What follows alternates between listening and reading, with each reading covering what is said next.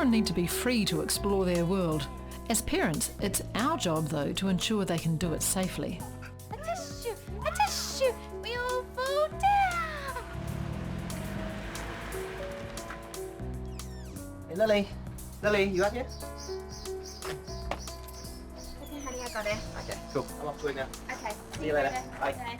Driveway accidents currently in New Zealand lead to about 4 deaths per year of children under 5, and every 2 weeks a child is admitted to hospital, often with very severe injuries.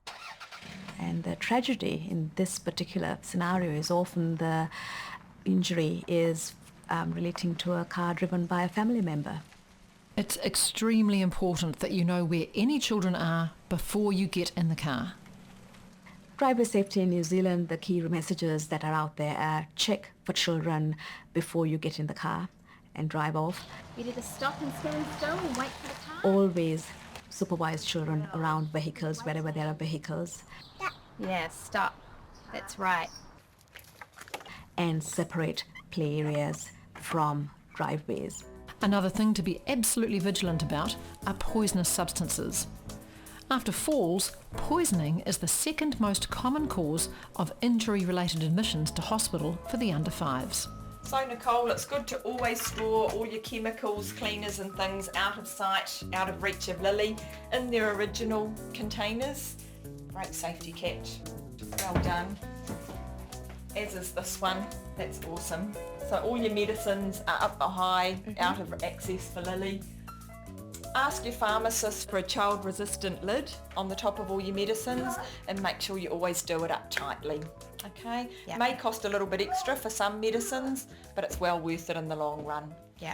When you're giving medicine, make sure you follow the dosage instructions carefully. They'll be different to Lily to what they will be for Max. And same with your chemicals, always ensure that you read the instructions on how to use them and any safety advice that's given. And make sure you return any medicines back to the cupboard after using them, in case children might help themselves when you're not around. Think about other people's medications too. When grandma visits and leaves her handbag on the floor, children might get curious about the heart pills. Many pills look suspiciously like lollies to children. And be vigilant about what they put in their mouths. Many plants, berries and mushrooms are poisonous. Never use drink bottles or food containers to store poisons and chemicals.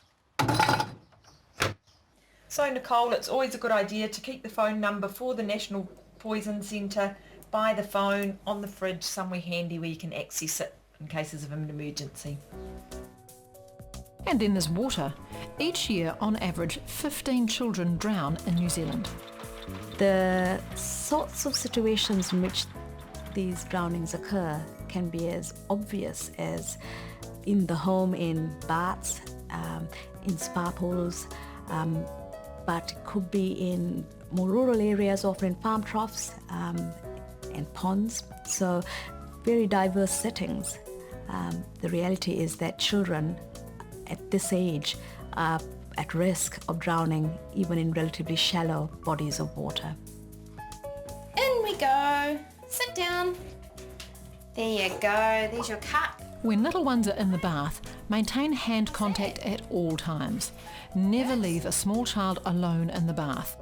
Drowning happens quickly and silently. And your duckies. Raising children's here to support you, but there's much to learn as a parent. So make sure you seek further advice and help. A good start is a social service agency, an early childhood education provider, or a health professional. This is made by Raising Children Media.